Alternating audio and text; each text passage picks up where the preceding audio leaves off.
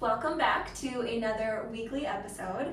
Today we are diving into all things diaphragm, and your diaphragm is your primary breathing muscle, so this is very important. Yeah. We could talk about belly breathing all day, but anyhow, we'll tie all the things together for you. We're going to start with the things that we do and or how we treat in office, and then we'll throw some at-home techniques in along the way. And we'll make sure to link, we have our full length video. So this is gonna be like the short and sweet, but we'll make sure to link the full length video. So if this is something that you're dealing with constantly, check that one out and you'll get more details, more stretches, more everything in that regard.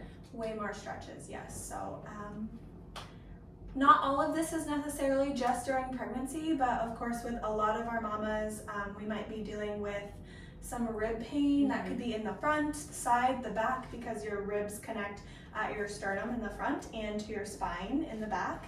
Along with that, just sometimes pain with breathing. So if it's a rib problem, let's say you're overexerting or something's kind of stucky, you could have pain even with like a small breath, a really big deep breath. And yes, it could be rib. It can also just be the diaphragm's a little bit tighter on one side. So once we get that opened up, you'll be able to maybe feel like you can take bigger breaths. You don't feel as you get exerted as easily. Right. And I mean, breathing is kind of that like everyday thing. So if we can eliminate any sort of pain that we have with the diaphragm, money. right, yes. Along with that, we often are maybe talking about heartburn and reflux, especially in relation to pregnancy. I will say I had a mama with a hiatal hernia, a diagnosed hiatal hernia, so these techniques we were using on her as well. Yeah. And of course that is the piece where part of your esophagus kind of maybe comes up through the diaphragm, and we want to help settle that down.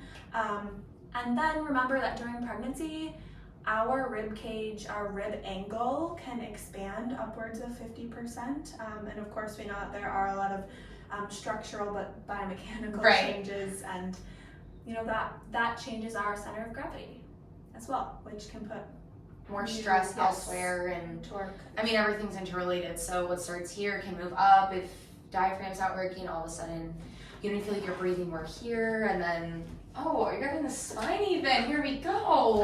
Right, okay, so of course our spine, we don't have the sternum, your chest bone here on the front side, but like I mentioned, your ribs, your first rib, you guys, is just underneath, hiding underneath your collarbone here. So often women are maybe surprised when we're talking about rib stuff, especially on the back side, maybe that ache in between your spine and your shoulder blade. But when we're talking adjustments, treatment in the clinic, we're definitely going to target, of course, your thoracic spine, which is essentially your whole torso. Yeah, for the most part, right up from kind of that notchy area down to probably like bottom of rib cage. Bottom of rib cage, yeah.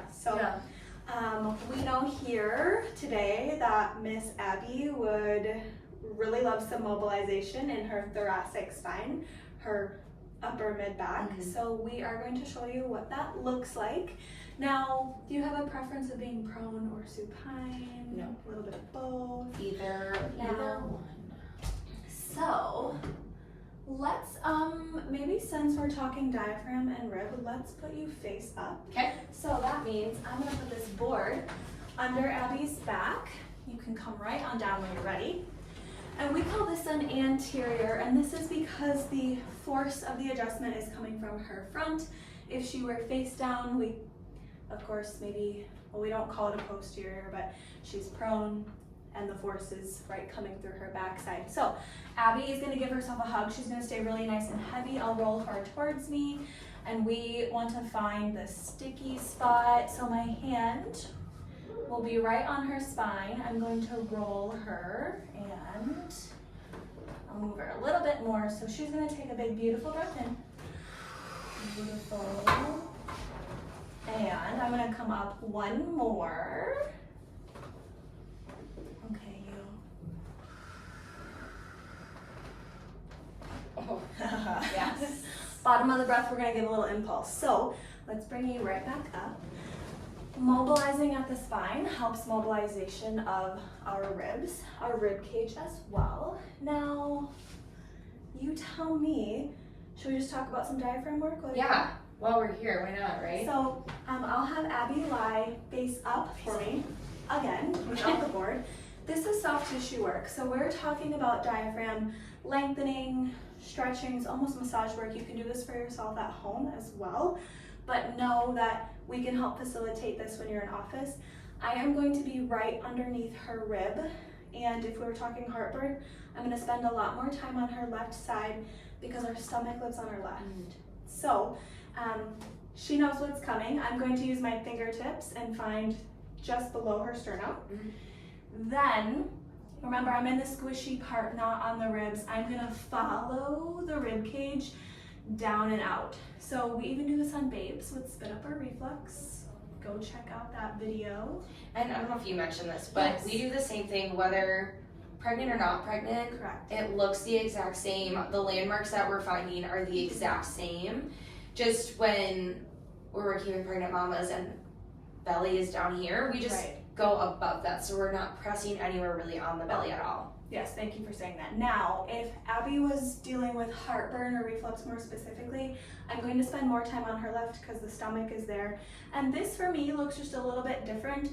I'll start at the center just off to the left, and this time I'm tractioning straight down. I'm pulling the tissue down because the idea here is that we are gonna help pull that lower esophageal sphincter. We're gonna help pull the stomach downward so that when we do consume food, there's more room to settle. Yeah. Now, we could also take this area with KT tape, kinesiology tape, especially if you were having even some pain or a pulling sensation as babe and belly grow, etc. Yeah. Tell me what else. No, I was just gonna explain. So with the tape, it helps to just kind of, I don't want to say the word pull up because I think it gives like some people that like reference doesn't make sense, but it really just gives a little extra breathing room. The tape just kind of lifts that skin up, gives a little extra space beneath, gives a little bit more room for fluid movement if there's anything stuck, which gives you that pain relief, which gives you that extra movement, which and then helps the tissue kind of chill itself out underneath. I'm always saying it helps support the soft tissue, and it Yeah. really can help with pain management in Yeah. that sense too, Yeah. which is great. Yeah, but then at home, a way to go into it. So heartburn and reflux, super easy thing to try if you can get past kind of the texture part, is I think it's 2 tablespoons of chia seeds in about like yay much water, like, and before they get bubbly, before they expand, drink that. When they do expand, you've already swallowed it, it kind of gives like a wrap and a a little bubble barrier, and a barrier, that's the way to right? describe Yes. it, like a little bubble, so that reflux doesn't come all the way back up. It allows things to kind of settle down, and plus chia seeds have plenty of other benefits, so it's like a 2-for-1. Oh my gosh, yeah. Some omegas, some Right. fiber. So give that a try. You've maybe heard of papaya, a papaya supplement for papaya enzymes. I have had women mention that they'll take that first thing in the morning. It carries them throughout the day. Some women mention that they take it when they're feeling the heartburn reflux piece. Yeah. So of course, consult your provider, do some research there, see what works best for you.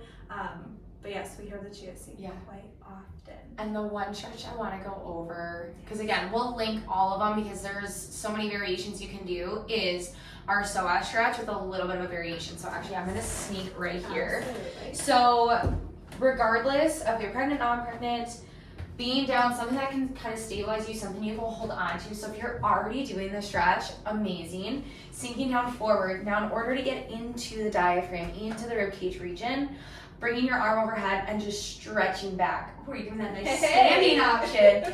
It's gonna allow just an opening in this space.